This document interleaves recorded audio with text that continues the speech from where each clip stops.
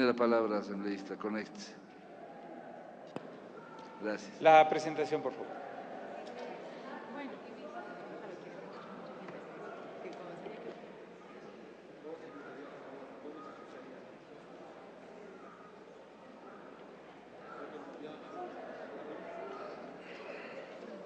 Señoras y señores asambleístas, si hay una ley, en este caso la reformatoria a la Ley de Régimen Tributario Interno y a la Ley reformatoria para la equidad tributaria del Ecuador, que muestra el debate, la sensibilidad, la apertura, el cambio con respecto a lo que vino por parte del Servicio de Rentas Internas desde esta. Cambios enormes, sustanciales. Yo en lo personal digo que es una reforma descafeinada y light, que ha hecho que muchísimos de los impuestos planteados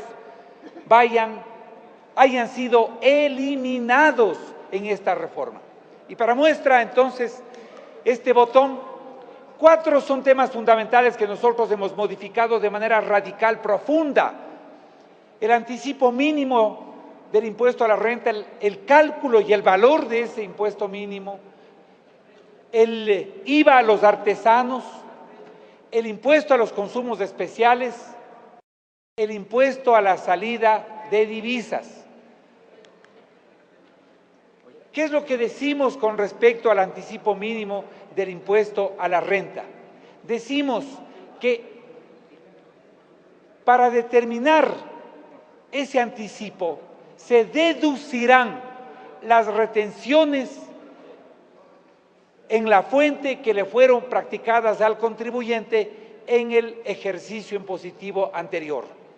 O sea, este resultado entonces constituye el anticipo mínimo, pero deducido todas las retenciones en la fuente.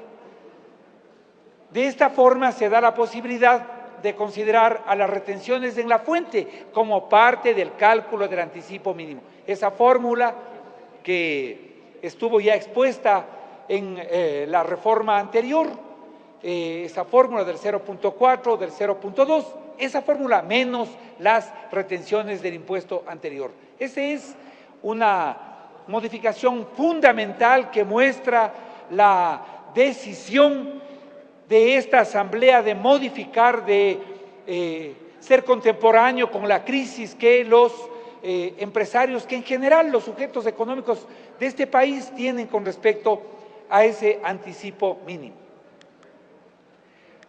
Un segundo tema tiene que ver con los artesanos.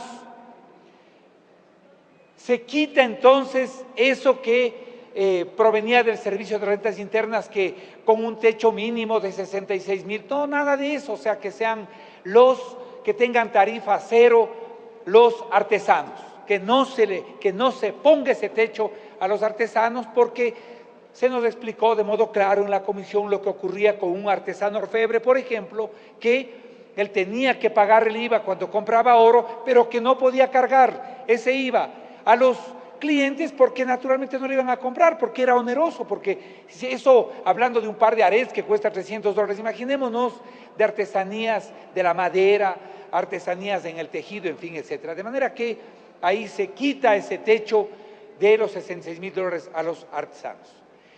Un tercer tema es el de los consumos especiales. Ahí no se toca impuestos a las bebidas gaseosas, no se toca impuestos a los licores ni a los tabacos.